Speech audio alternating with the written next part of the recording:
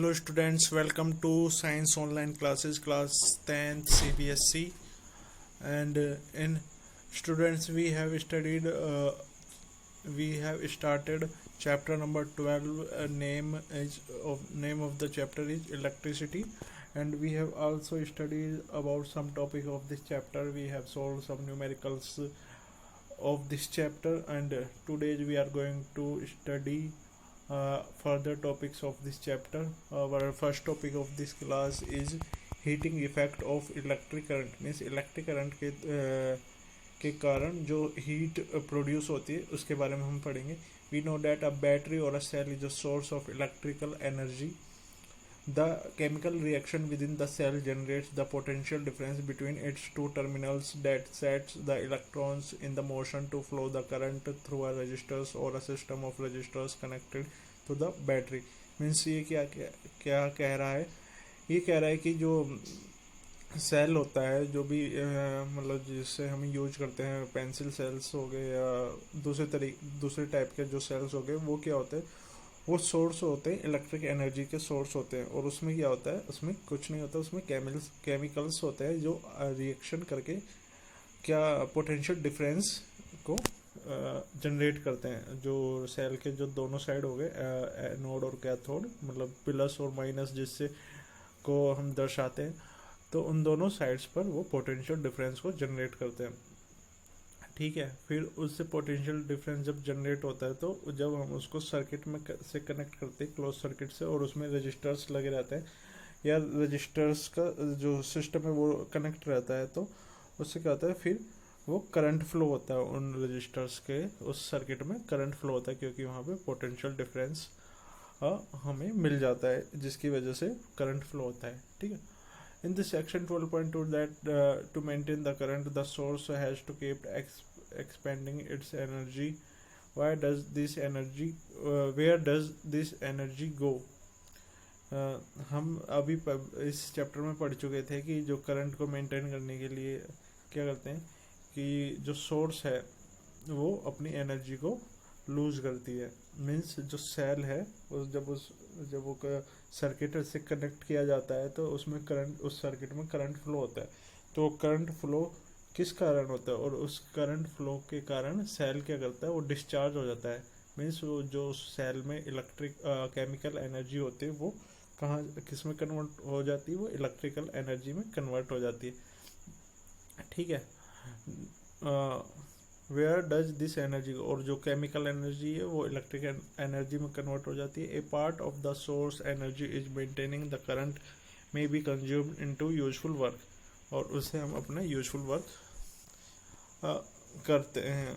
उस एनर्जी को हम अपने यूज के लिए यूज करते हैं, उसके थ्रू हम अपने यूजफुल वर्क्स को कंप्लीट करते हैं. Like in rotating the blades of an electric fan. Means जैसे कि हम अगर इलेक्ट्रिसिटी से जब हम फैन को ऑन करते हैं, तो क्या करता है? फैन रोटेट करने लगता है, मीन्स, और वो हमें एयर मतलब हवा देने लगता है. Rest of the source energy may be expended in the heat to raise the temperature of the gadgets. और बाकी की जो एनर्जी है वो क्या करती है? कुछ एनर्जी तो हमारे काम में आ जाती है, और बाकी की एनर्जी कहाँ चली जाती है? वो हीट प्रोड्यूस करती है उन गैजेट्स में जब हम पंखा चलाते हैं, तो क्या होता है? पंखा तो हमें हवा देता है, लेकिन जब अगर हम उसे टच करके देखें, तो जो जहाँ पे उसकी मोटर होती है वो बहुत गर्म रहती है. या इलेक्ट्रिक बल्ब की बात करें, तो वो इलेक्ट्रिक बल्ब हमें लाइट प्रोवाइड कराता है जब हम उसको ऑन करते हैं, लेकिन कुछ एनर्जी उसकी हीट में कन्वर्ट होती रहती है, जिससे कि वो बल्ब भी गर्म हो जाता है. तो यही होता है कि इसकी वजह से हीट प्रोड्यूस होती है. इलेक्ट्रिक एनर्जी को हीट एनर्जी में कन्वर्ट करता रहता है वो. ठीक है. We often observe that this is our everyday life. और ये हम अपनी एवरीडे लाइफ में हम ऑब्जर्व कर सकते हैं.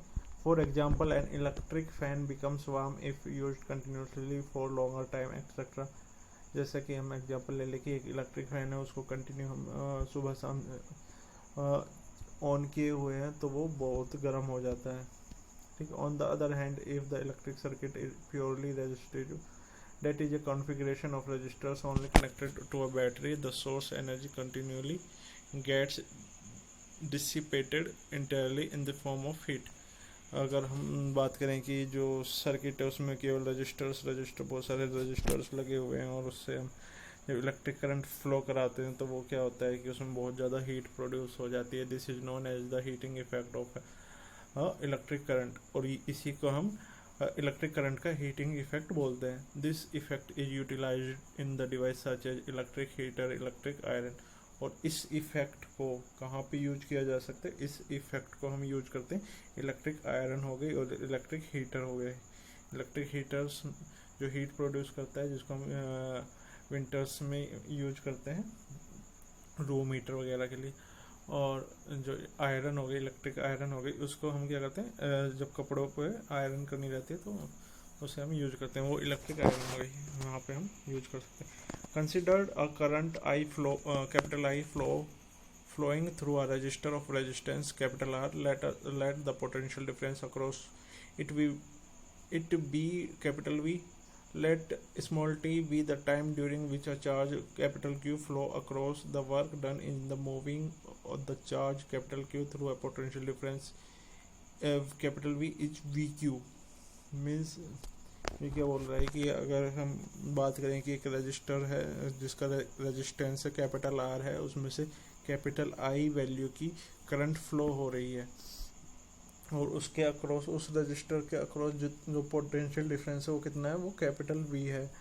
तो टी टाइम में, स्मॉल टी टाइम में चार्ज कैपिटल क्यू के द्वारा कितना वर्क किया गया है, कितना वर्क उसके द्वारा किया गया है, तो वो कितना होगा? Capital V into Q. ठीक है. Therefore the source must supply energy equal to the VQ in time t.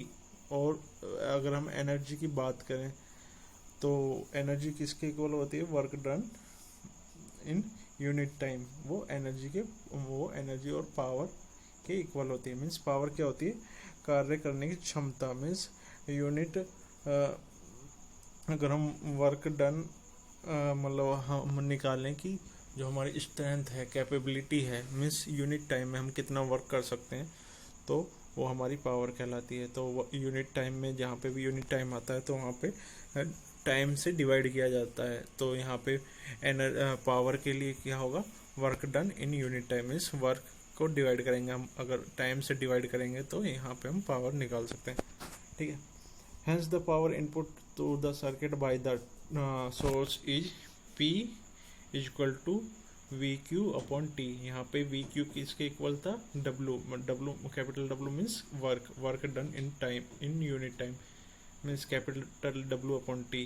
अगर हम यहाँ पे V को बाहर निकाल ले और Q upon T रख देते हैं तो Q upon T किसके इक्वल होता है? Q upon T इक्वल होता है कैपिटल आई के. मीन्स यूनिट टाइम में फ्लो होने वाले चार्ज को क्या बोलते हैं? करंट बोलते हैं. ठीक है.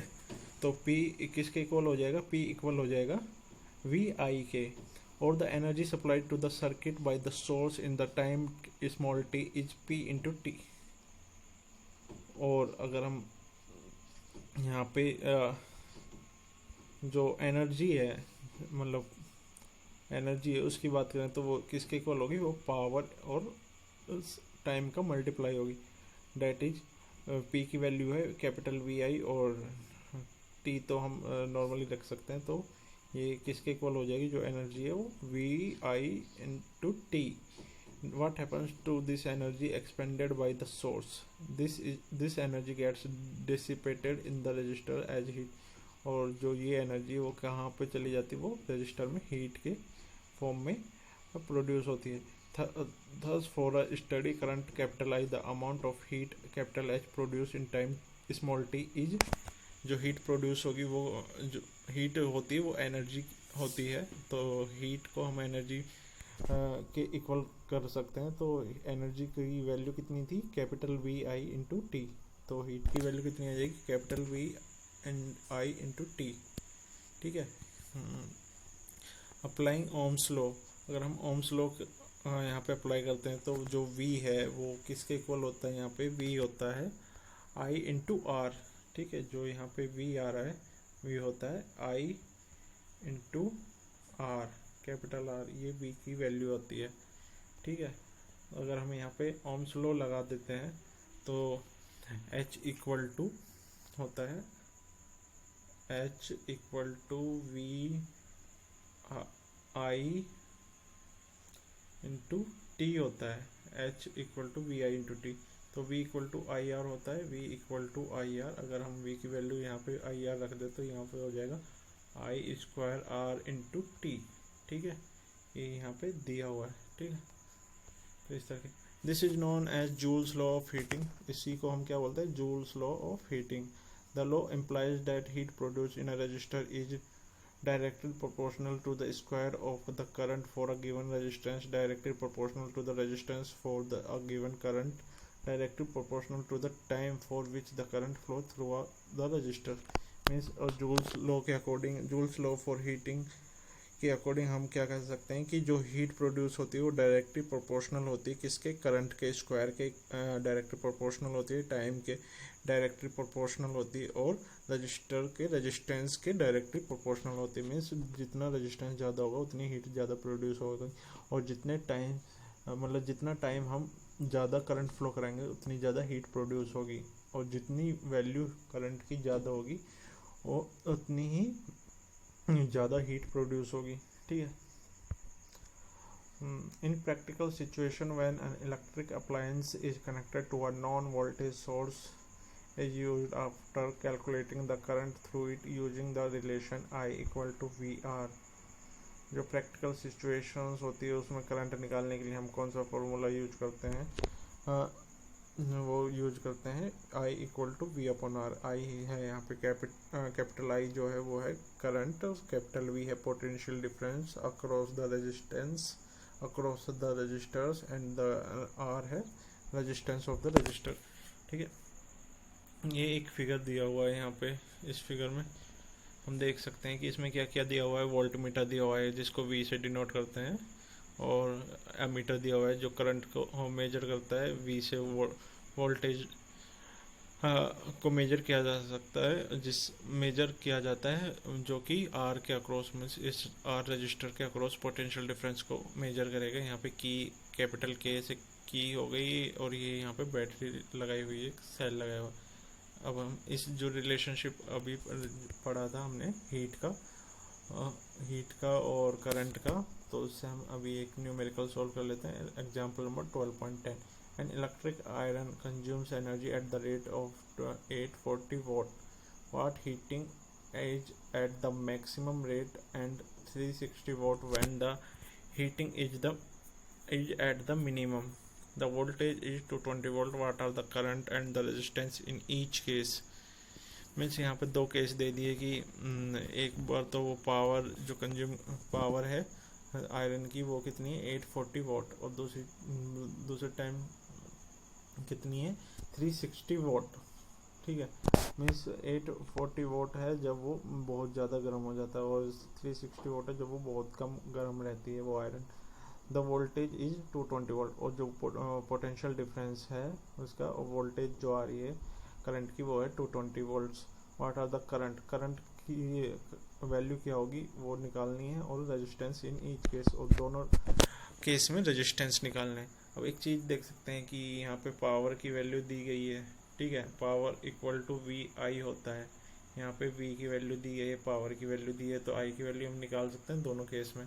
ठीक है, आई की वैल्यू निकालने के लिए हम क्या करेंगे, फर्स्ट केस में है 840 वाट अपॉन 220 वोल्ट्स, ये कैंसलाइज हो जाएगा।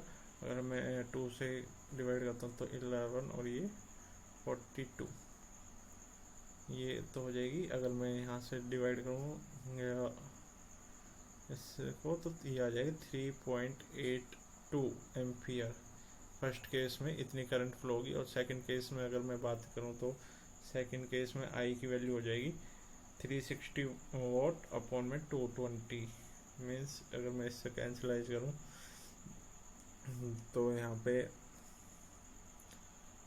आ जाएगा 2 से यहाँ पे 18 अपॉन 11, तो 11 बन जाए 11.8 8 हो गया, सॉरी 7 हो गया, 11 6 66, 11 3 जा तो 1.63 एम्पियर। सेकेंड टाइम में कितनी करंट फ्लो होगी? 1.6 एम्पियर। अब इनका रेजिस्टेंस पूछा है, मीन्स जब करंट फ्लो हो रही थी 3.82 और 1.63, जब हमें वोल्टेज पता है, ठीक है, करंट पता है और रेजिस्टेंस पूछा है, तो हम ये फॉर्मूला यूज कर सकते हैं, V equal to I R. हमें वोल्टेज तो पता ही है 220 वोल्ट्स है, और आई की वैल्यू हम निकाल चुके 3.82 और 1.63, ठीक है, ये दो वैल्यू निकाल दी। अब इन दो वैल्यू के लिए हम रेजिस्टेंस निकाल सकते हैं, ठीक है। यहाँ से डिवाइड कर, जब हम रेजिस्टेंस निकालते हैं तो दोनों टाइम में, फर्स्ट टाइम में जब करंट की वैल्यू थी 3.82, तो जब आ रहा था रेजिस्टेंस 57.60 ओम, और जब 1.63 और 64 एम्पियर जब उस टाइम आएगा 134.15 ओम, ठीक है। देखते हैं अगले एग्जाम्पल में। अगले एग्जाम्पल में क्या कह रहा है कि एक 100 joule of heat are produce in second in a 4 ohm resistance, find the potential difference across the resistors. Means इसमें दे दिया एनर्जी, दे दी जूल, सॉरी हाँ एनर्जी दे दी जूल, ठीक है, रेजिस्टेंस दे दिया 4 ओम, टाइम दे दिया 1 सेकेंड, और find the potential difference, V की वैल्यू पूछ ली यहाँ पे, ठीक है। एनर्जी को हम क्या कह सकते हैं कि हीट इसने दिया हुआ है कि जूल ऑफ हीट, मतलब इतनी हीट प्रोड्यूस कर रहा है वो 1 सेकेंड में, और रेजिस्टेंस उसका 4 ओम। तो हीट किसके इक्वल होती है? हीट इक्वल होती है वी आई इंटू टी। तो यहाँ पे पहले हम v और i इंटू टी, तो i की वैल्यू तो दी नहीं हुई, तो हम कौन सा फॉर्मूला लगाएंगे? यहाँ पे हम लगाएंगे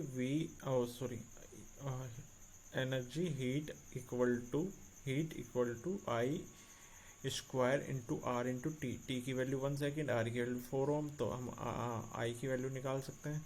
आई की वैल्यू हम कैसे निकालेंगे कि जो H इक्वल है I square into R into T. T की वैल्यू 1 सेकेंड, तो टी को तो कोई वैल्यू नहीं रही, टी की तो 1 से मल्टीप्लाई होगा, तो हीट इक्वल टू हो जाएगी आई स्क्वायर इंटू आर। तो अगर हम यहाँ पे इनकी वैल्यू पुट करते हैं तो ये हो जाएगा, हीट तो है 100 joule equal to I square into R की वैल्यू 4 से ये 25 टाइम्स कट गया, तो आई की वैल्यू आ जाएगी 5 एम्पियर, ठीक है। आई की वैल्यू 5 एम्पियर आ गई, तो हम यहाँ से अब निकाल सकते हैं। अब फॉर्मूला लगा देंगे हम कि एच भी नहीं लगा के अब हम डायरेक्ट फॉर्मूला लगा सकते हैं, V equal to I R. I की वैल्यू पता है 5 एम्पियर है, आर की वैल्यू पता है 4 है, तो वी की वैल्यू आ जाएगी 20 वोल्ट्स, ठीक है। इस तरह से हम ये क्वेश्चन सोल्व कर सकते हैं। सो आई होप कि ये क्वेश्चन समझ में आया होगा। इसके बाद हम नेक्स्ट क्लास में करेंगे। आज की क्लास के लिए इतना ही। So thanks for watching, thank you very much.